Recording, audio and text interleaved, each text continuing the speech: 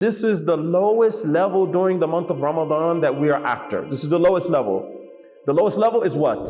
Shar'an, according to the Sharia, we refrain from eating, drinking, and intimacy if you're married, right? During the day, from Fajr until Maghrib, right? We refrain from that.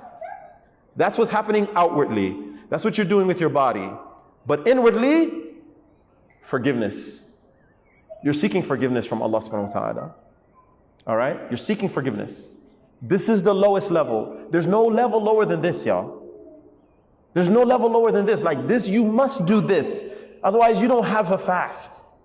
You don't. But that's not the highest level. There's another level that you have to be going after. All right? This is a higher level. The next level is to have sincere transactions with Allah. Try and have sincere transactions with Allah subhanahu wa ta'ala. You know, to have, the best way to describe this is that you have adab with Allah, and then you have adab with the creation of Allah. Okay? Adab with Allah is to be with Allah without His creation. You see? And sometimes this is harder than it sounds. Because everybody who comes to the masjid does not come to the masjid only for Allah. They come because their parents made them come. They come because their friends asked them to come.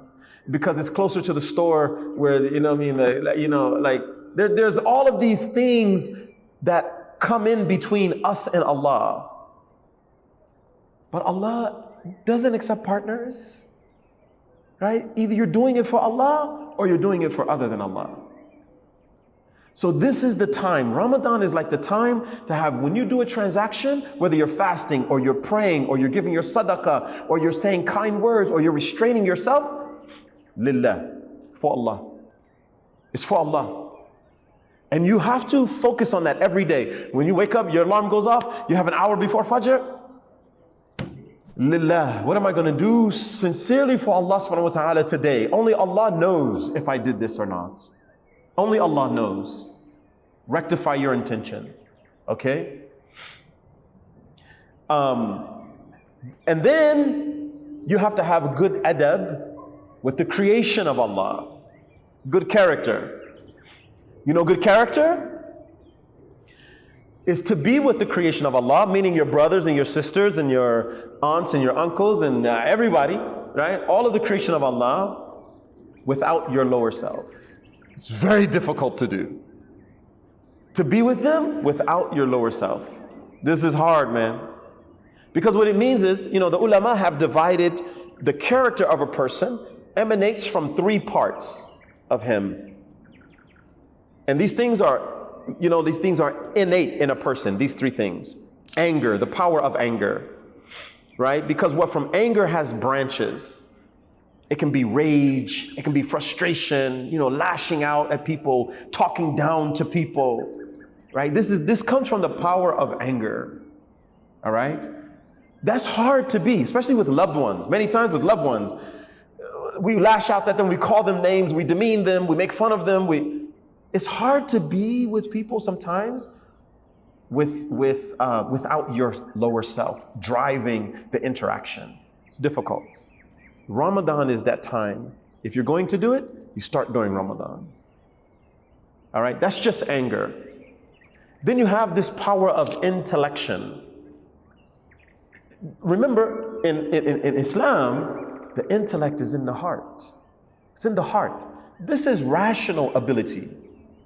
Rational ability, 1 + 1, 2 + 2, you know what I mean? Measuring distances, like dividing up the senses. I smell this, I hear this, this feels like this is hot, this is cold, this is this. But that true intellection is the morality. Questions like, what happens when I die? That happens here. And Allah says it in the Quran. Allah subhanahu wa ta'ala talks about people who go to the hellfire. And he explains why they go to the hellfire. He says, لَهُمْ قُلُوبٌ لَا يَفْقَهُونَ بِهَا. They have hearts that they don't think with. They have hearts they don't understand with their hearts. This is what Allah is saying. And then he goes on and goes even further. وَلَهُمْ أَعْيُنٌ لَا يُبْصِرُونَ بِهَا. They have eyes, but they don't see with their eyes. But he's not talking about these eyes, he's talking about this eye, which is called basirah. You know, basirah is insight, that inner sight. It's when your eyesight and your insight become one. This is why Rasulullah ﷺ used to say, "Arini al-haqqa haqqan warzuqni ittiba'a." Show me the truth as truth and allow me to follow it. Because you can be deceived about the way things seem.